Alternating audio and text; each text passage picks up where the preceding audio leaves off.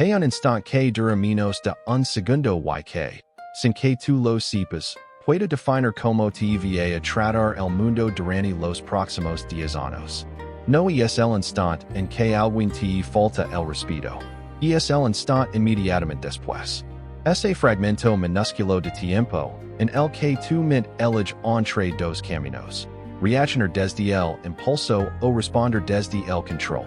Y aquí está lo perturbador.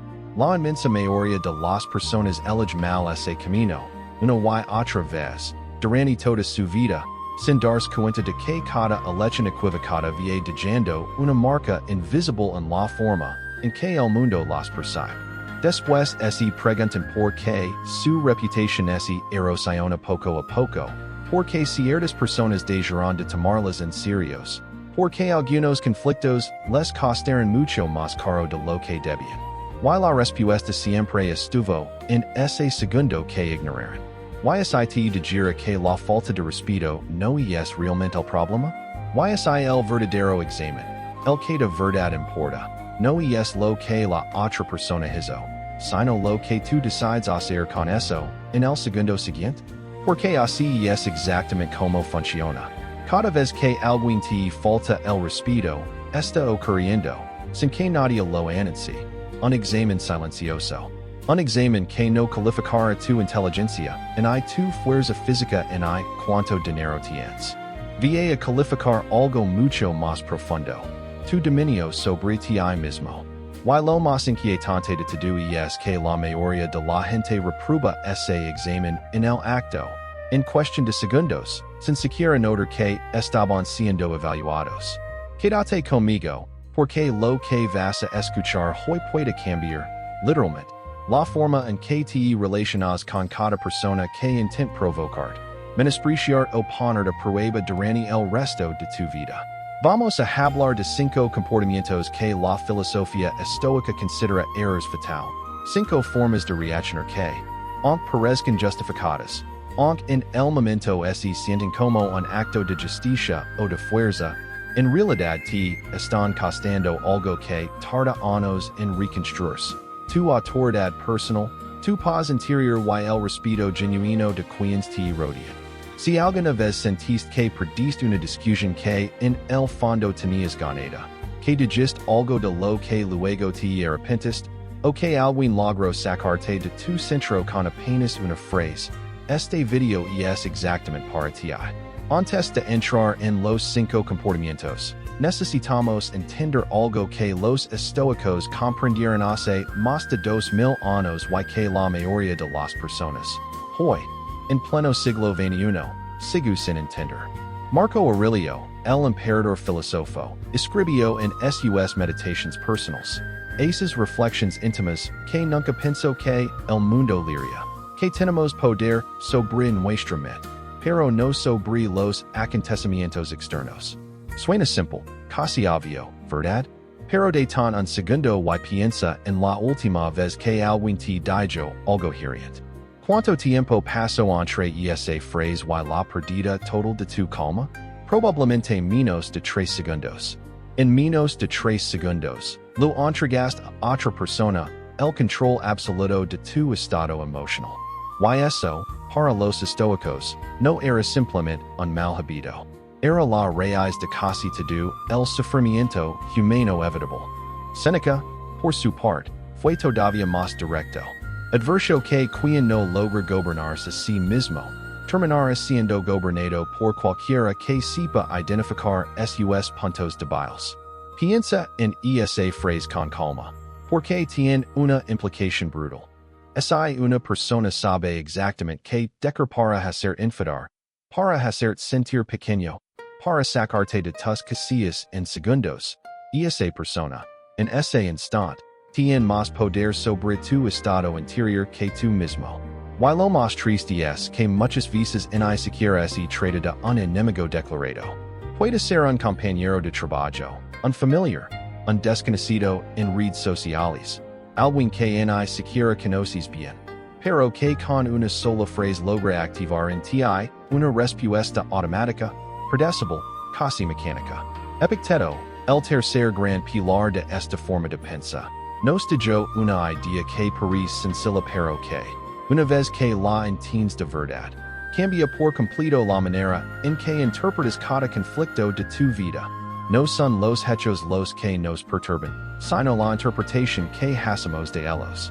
Es decir, la falta de respeto, en sí misma, es solo información. Es un dado neutro flotando en el aire hasta que tú decides qué significado darle. El problema nunca es lo que la otra persona dijo o hizo.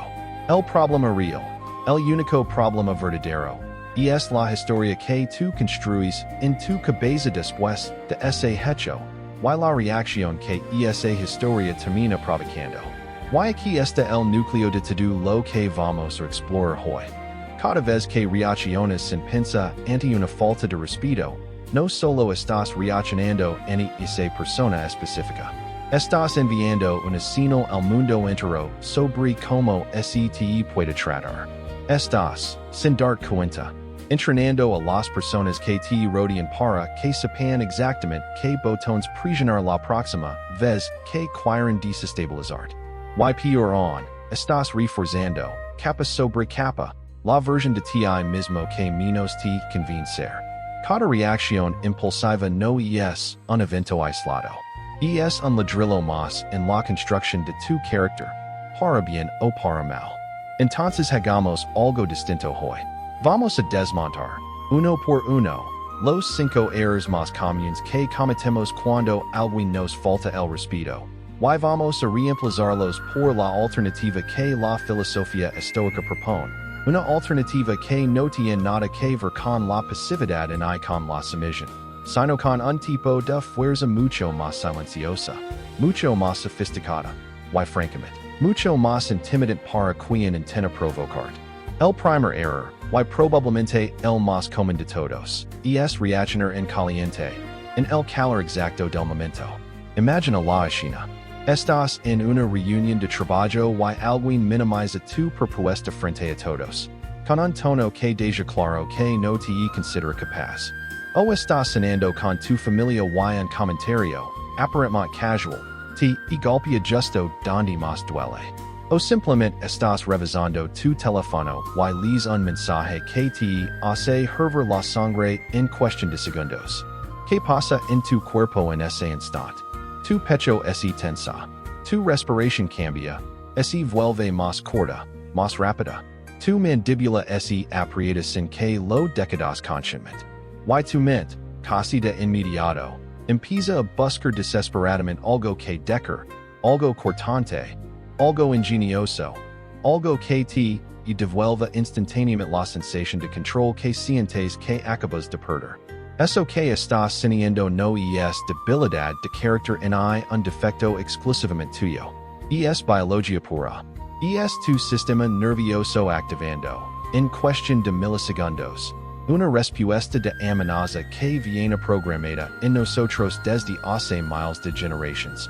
Una respuesta diseñada originalmente para sobrevivir ataques físicos reales, no comentarios incómodos en una oficina o indirectos en una cena familiar. El problema es que ese mecanismo antiguo no distingue entre un león que te devorar y un colega que te interrumpió de mala manera en una videollamada. Para tu cuerpo, en ese instante, ambas amenazas activan exactamente el mismo circuito de alarma. Y aquí está la trampa silenciosa, la que casi nadie ve venir. Ese impulso de responder de inmediato se siente, en el momento, como la opción más fuerte, más valiente, más digna. Sientes que no dices algo ahí mismo, te están pasando por encima, que el silencio te hace ver débil, que cualquier persona con dignidad respondería en el acto. Pero la realidad, la que entendieron perfectamente los estoicos hace 2 milenios, es exactamente la contraria. Reaccionar en caliente no es una muestra de fuerza, es una exposición total de tu vulnerabilidad. Es mostrar al mundo, con total claridad, que tu estado interior puede ser secuestrado en 3 segundos por cualquiera que sepa qué frase usar. Y una vez que alguien descubre eso sobre ti, una vez que comprueba que tiene ese poder, lo va a volver a usar. Quizás no de forma maliciosa y consciente, pero lo hará, porque ahora sabe que funciona. Piensa en esto como un mapa. Cada vez que reaccionas impulsivamente, lo estás regalando a la otra persona un mapa detallado de tus puntos débiles. Lo estás diciendo, sin palabras, aquí, exactamente aquí, y es donde debes presionar si quieres desestabilizar. Y las personas que disfrutan provocando, y creen, existen más de las que crees, guarden ese mapa con cuidado, y lo van a usar exactamente cuando más les convenga, normalmente cuando tú estés más cansado, más vulnerable, más expuesto. El estoico hace algo radicalmente distinto. Y no porque sea más frío o menos humano que el resto. Hace algo distinto porque entiende un principio fundamental. La primera reacción casi nunca es la mejor respuesta. La primera reacción es química. Es adrenalina, es cortisol, es miles de años de evolución gritando defiendid ahora. Pero la mejor respuesta, la que de verdad protege tu reputación y tu paz, casi siempre necesita un segundo, 2 segundos, a veces incluso un día completo, para emerger con claridad. Por eso, el primer hábito que debes construir es el de la pausa deliberada. No es trata de contar hasta 10 como te enseñaron de niño, aunque la idea de base no está tan equivocada. Se trata de crear, de manera intencional, una distancia entre el estímulo y tu respuesta. Esa distancia, aunque dura apenas unos segundos, es donde realmente vive tu libertad. Viktor Frankl, mucho después de los estoicos pero siguiendo exactamente esa misma línea de pensamiento, decía que entre el estímulo y la respuesta hay un espacio, y en ese espacio reside nuestro poder para elegir. Cuanto más entrenas esa pausa, más ancho se vuelve ese espacio, y más libre te vuelves tú. Imagina tu mente como una fortaleza antigua, de piedra gruesa y muros altos. Cada vez que reaccionas sin pensar, es como si abrieras de golpe el portón principal ante cualquiera que sepa tocar lo suficientemente fuerte. No importa si quien toca tiene buenas o malas intentions. El portón se abre igual, y una vez abierto, cualquiera puede entrar y hacer lo que quiera con tu estado emocional. Pero la disciplina de la pausa mantiene ese portón cerrado. No porque tengas miedo de lo que hay afuera, sino porque entiendes que tú decides quién entra y cuándo. Y cuando alguien se encuentra frente a un portón que no se abre, frente a un rostro que permanece sereno mientras esperaba una explosión, algo cambia en la dinámica de poder. De repente, esa persona se enfrenta a tu silencio, a tu compostura, a tu control absoluto sobre ti mismo.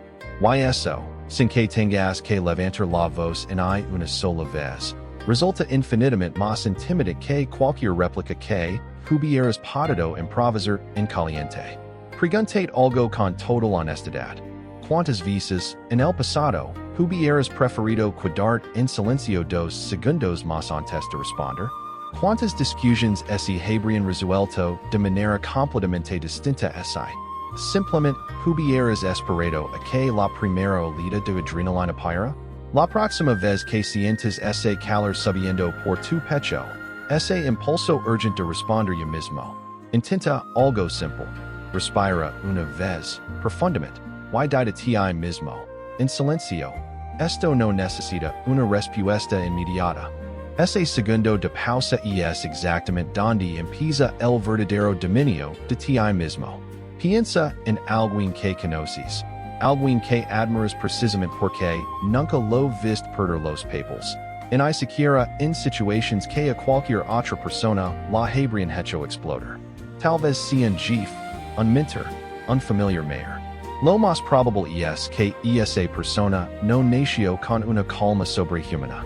Lo más probable es que, en algún momento de su vida, entendió esto mismo que estamos hablando ahora, y empezó, conversación tras conversación, a entrenar esa pausa hasta que se volvió casi automática.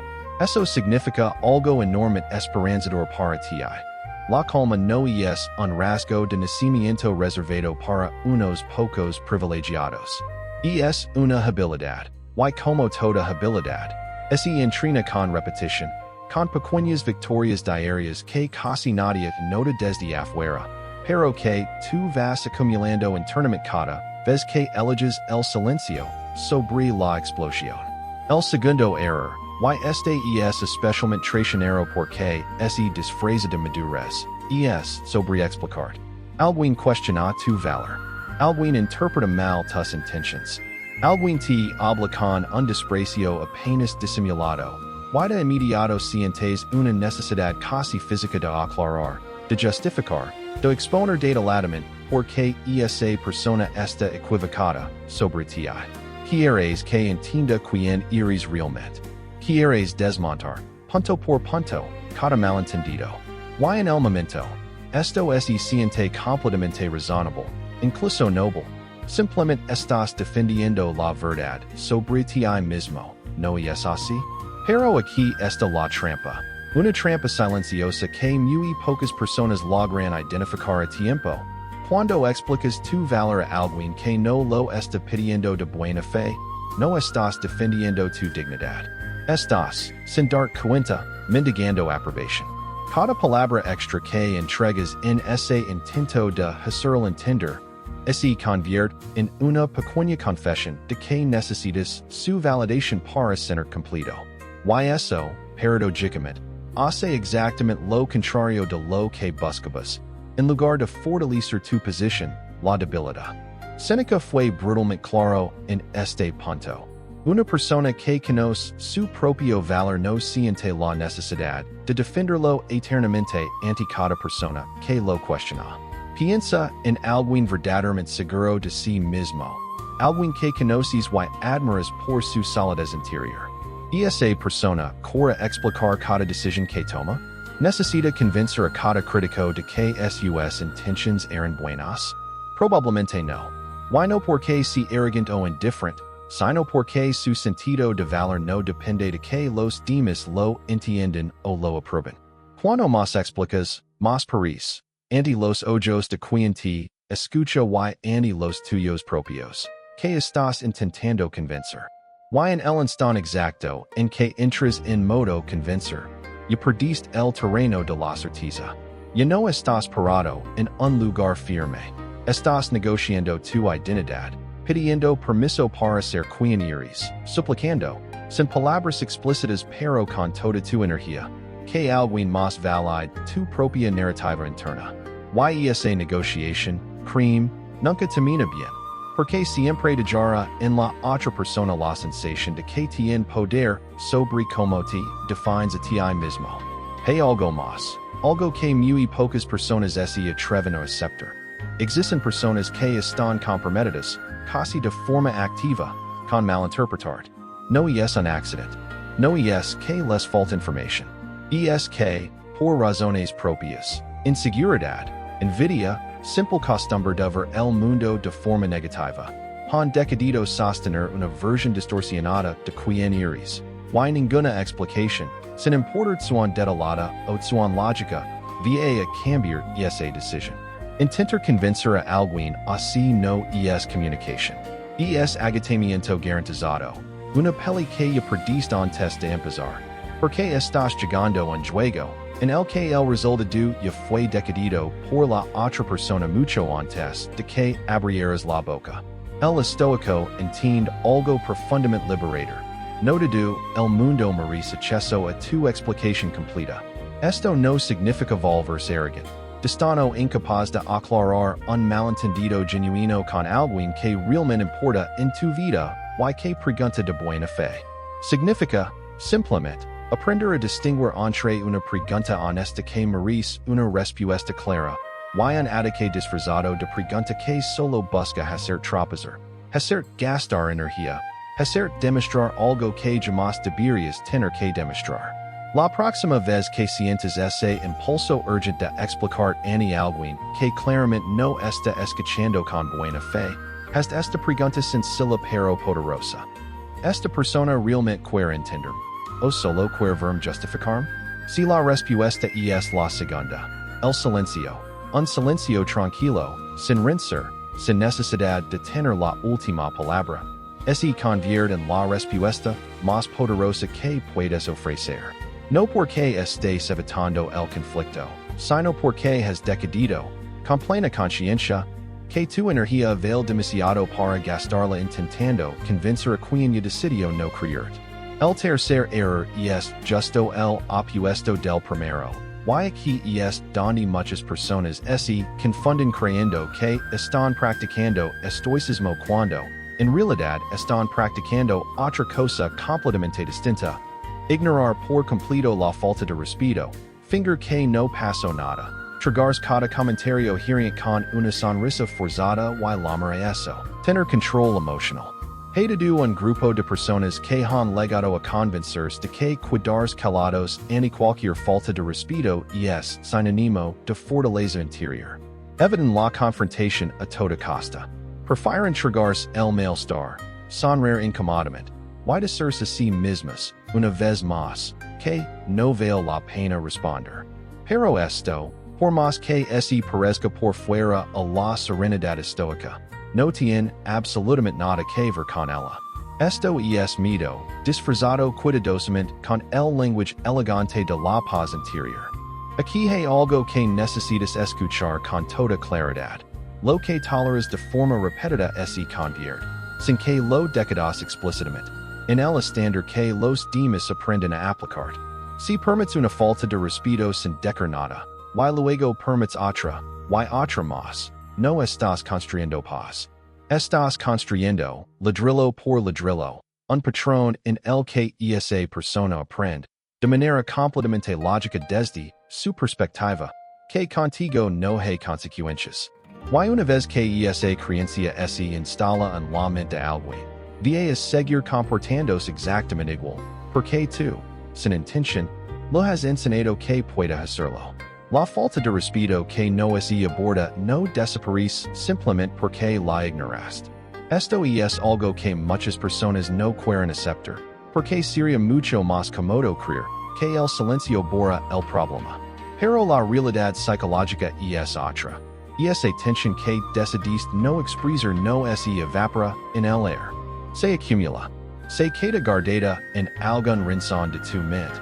Y empieza a manifestarse de formas indirectas, muchas veces incluso físicas.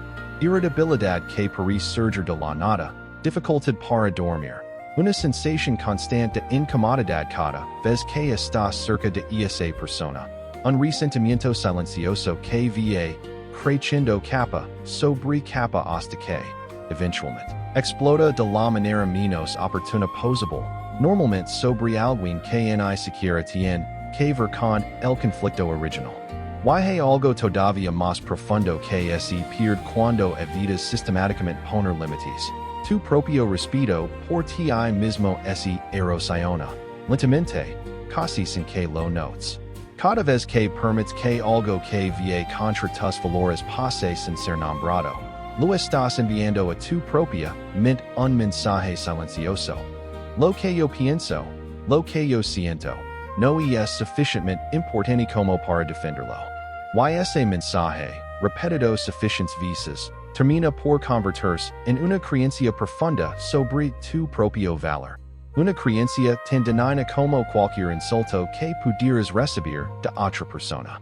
El estoico, lejos de evitar el conflicto a toda costa, hace algo mucho más sofisticado. Elige el momento exacto, el tono preciso y las palabras justas para abordar lo que necesita ser abordado. No reacciona en caliente, como vimos en el primer error, pero tampoco se queda en silencio para siempre por miedo a la incomodidad. Encuentra ese punto medio, ese espacio estrecho pero poderosísimo entre la explosión impulsiva y la evasión cobarde, y desde ahí, con calma absoluta, sin gritos, sin drama, sin necesidad de humillar a nadie, expresa exactamente lo que necesita expresar, con una claridad que no deja lugar a dudas sobre dónde están sus límites. Esto es importante porque la paz verdadera, la que de verdad sostiene una vida emocionalmente sana, no se construye evitando todos los conflictos posibles. Se construye sobre algo mucho más exigente.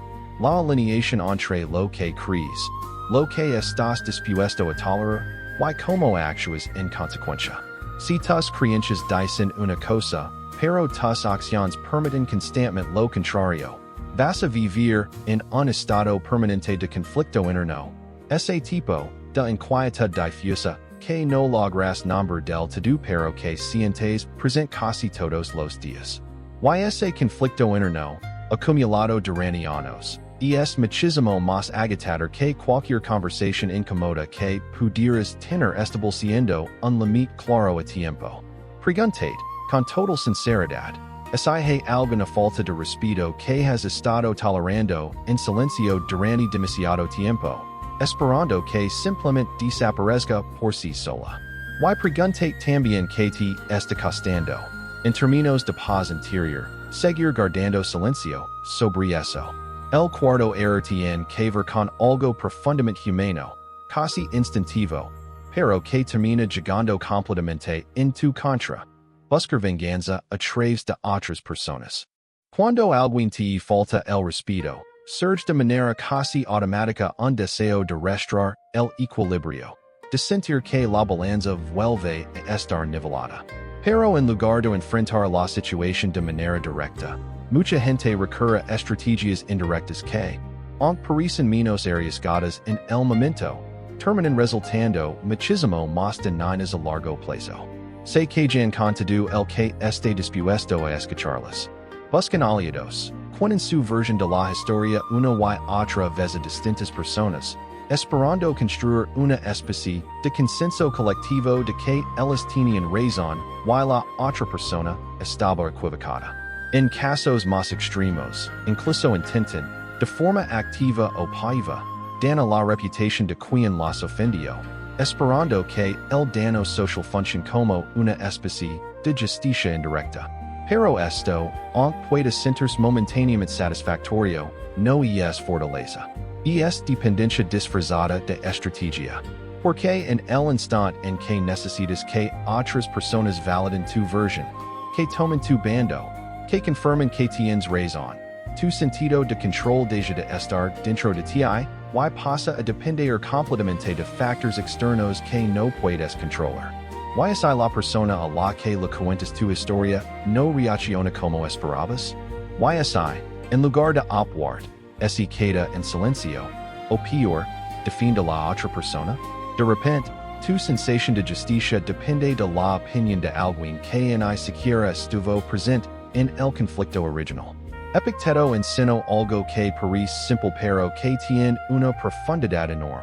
Una persona verdaderamente fuerte enfrenta sus desafíos desde la independencia, no desde la necesidad constante de audiencia.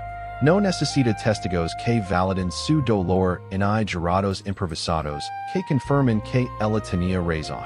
O bien confronta la situación directamente, con calma y precisión, hablando con la persona involucrada de manera clara y firme. O bien decide alejarse por completo, sin necesidad de hacer ruido, sin necesidad de que el mundo entero sepa lo que pasó. Involucrar a terceros en tu conflicto personal no te eleva. Te enreda. Te mantiene emocionalmente atrapado en una historia que, mientras más la repites a más personas, más espacio ocupa en tu mente, más energía te roba, y más te impide avanzar realmente hacia adelante. Cada vez que cuentas la historia de nuevo, la revives. Cada vez que buscas que alguien valide tu indignación, refuerzas el papel de víctima dentro de tu propia narrativa interna, y ese papel, aunque veces ese siena reconfortan, te mantiene exactamente donde estás, atado al pasado, dependiendo de testigos externos para sentir que tu dolor fue real y justificado. El poder real, el poder que de verdad transforma la dinámica de un conflicto, es mucho más sencillo de lo que la mayoría imagina. Es directo, es controlado. Y, sobre todo, no necesita espectadores. No necesita que 10 personas más conozcan los detalles de lo que pasó para que tú sepas, con absoluta certeza, que actúas correctamente. Esa certeza interna, esa que no depende de la aprobación de nadie más. Es precisamente lo que los estoicos llamaban autosuficiencia, yes. Hasta el día de hoy. Una de las formas más raras y más valiosas de fortaleza psicológica que una persona puede desarrollar. La próxima vez que sientes el impulso de cantar la media oficina, a todo tu grupo de amigos, o a cada familiar disponible lo que esa persona te hizo, detente un segundo y pregunte. ¿Estoy buscando resolver esto? ¿O solo estoy buscando que alguien me diga que tengo razón? Si es lo segundo, probablemente ya sabes, en el fondo, que esa búsqueda no te va a traer la paz que realmente necesitas. Hoy en día este error tiene una versión moderna todavía más peligrosa, las redes sociales. ¿Cuántas veces no has visto, o quizás incluso protagonizado, esa publicación indirecta cargada de renser disfrazado de filosofía? Esa historia ambigua que todo el mundo, en tu círculo sabe, exactamente a quien va dirigida. Esa búsqueda silenciosa de likes que, en el fondo funcionan como pequeñas dosis de validación externa para una herida que nunca es atendido de manera directa.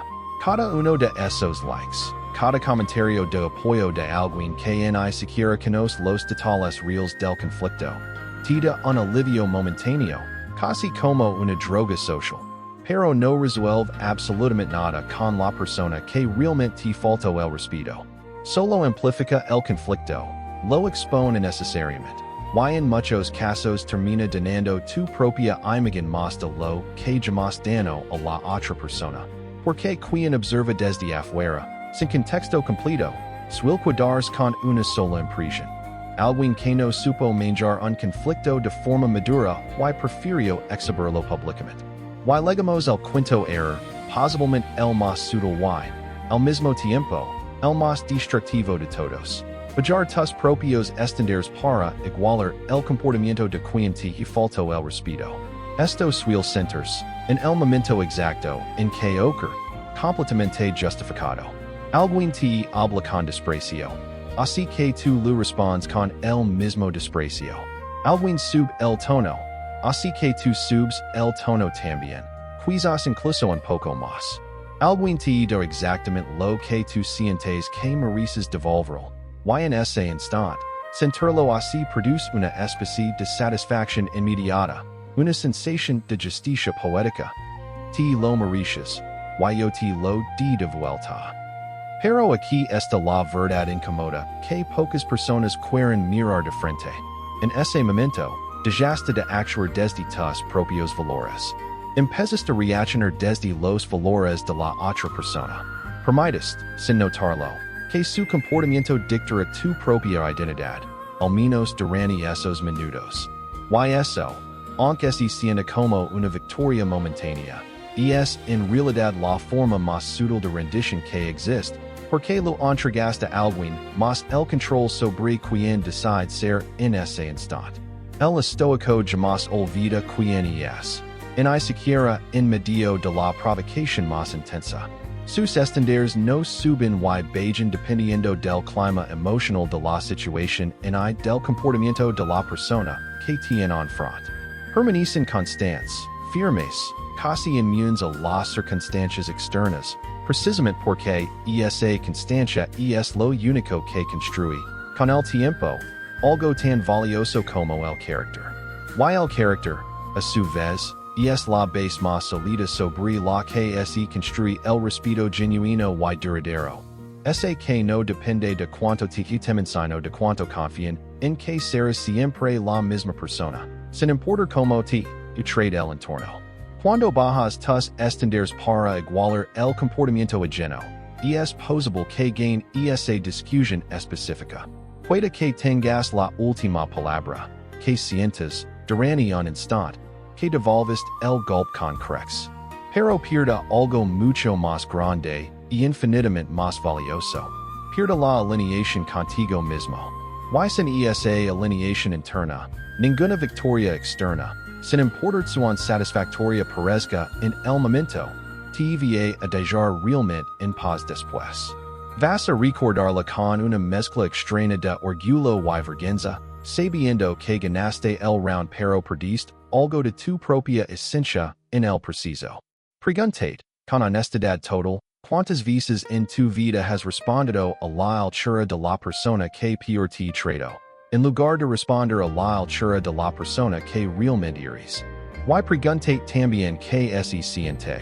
En retrospectiva, recordar esos momentos. Probablemente no se siente como fortaleza. Se siente como haber traicionado, aunque sea brevemente, tu propia versión más sólida. Ahora bien, hay algo absolutamente crucial que casi nadie te dice sobre todo este preciso. Algo que cambia por completo la forma en que vas a percibir cada futura falta de respeto que recibes. La falta de respeto, en realidad, es información valiosísima. Cada vez que alguien te trata mal, te está mostrando, de forma gratuita y sin que tú tengas que hacer ningún esfuerzo de investigación, exactamente como piensa esa persona cuando siente que no hay consecuencias, como se comporta cuando cree que nadie está realmente evaluando su carácter.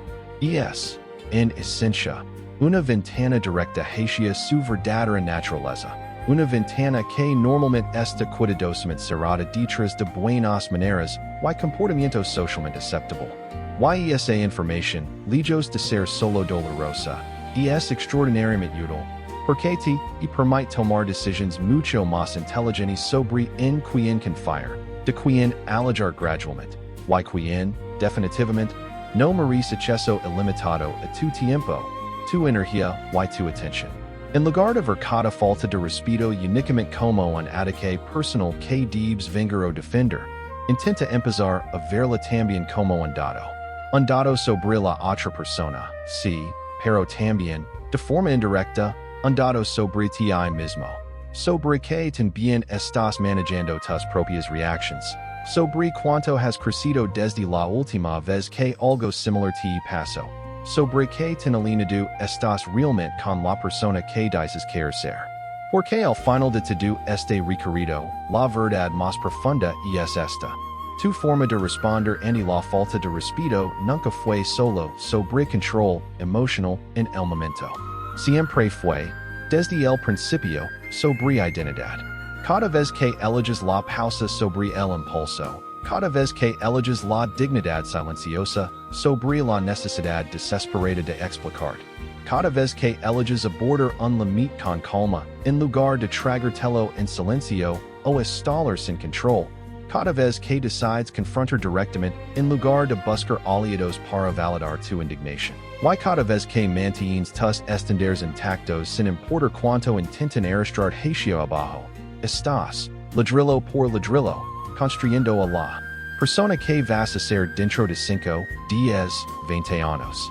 Estás construyendo a alguien centrado, alguien con dominio real sobre sus propias reacciones, alguien a quien resulta extraordinariamente difícil manipular, provocar o desestabilizar con facilidad, no porque no sienta las cosas, sino porque ha aprendido, con disciplina y práctica constante, a no entregar el control de su mundo interior a cualquiera que sepa que botón presionar.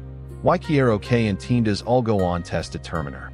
Nada de lo que hablamos hoy significa volver una persona insensible, fría o desconectada de sus propias emociones. Los estoicos jamás propusieron eliminar el sentimiento. Propusieron, en cambio, no dejar que el sentimiento, en su forma más cruda y inmediata, tomar decisiones por ti. Puedes sentir el golpe de una falta de respeto, sentir el enojo subir, sentir la decepción, e incluso permitir procesarla más tarde, en privado, con total honestidad contigo mismo. Lo que cambia, lo que realmente transforma tu vida, es que ese sentimiento deja de ser el piloto automático de tus palabras y tus acciones inmediatas. Pasa a ser información que observas, que sientes, y desde la cual eliges, con plena conciencia, como quieres actuar. Y en un mundo donde la mayoría de las personas reaccionan sin pensar, donde el impulso gobierna casi todas las interacciones cotidianas, donde basta una frase incómoda para hacer que alguien pierda completamente la compostura, la persona que permanece serena, que responde con calma, incluso cuando, to do, a su alrededor en vida al chaos, se convierte automáticamente en alguien raro. Y lo que es raro, lo que es escaso, inevitablemente termina siendo respetado, incluso por aquellos que originalmente intentaron provocarlo. Así que quédate atento, quédate compuesto. Y, sobre todo, quédate en control absoluto de lo único que, en realidad te pertenece por completo y que nadie, jamás, podrá arrebatar sin tu permiso, tu propia mente. Y ahora me gustaría preguntar algo, y quiero que lo pienses con total honestidad antes de responder. ¿Cuál fue ese momento específico de tu vida, en el que, mirando hacia atrás, hubieras deseado cuidar en calma, en lugar de reaccionar como lo hiciste? Tal vez fue una discusión familiar que se salió de control. Tal vez fue un comentario, en el trabajo que te costó mucho más de lo que, en ese momento imaginaste. Tal vez fue simplemente una respuesta impulsiva que, con el tiempo, terminaste lamentando profundamente. Si lo que sí, déjalo en los comentarios, porque reconocer ese momento, nombrarlo con claridad, y es exactamente donde empieza el verdadero dominio sobre uno mismo. La conciencia no es el final del camino estoico, pero sin ella, ningún cambio real es posible.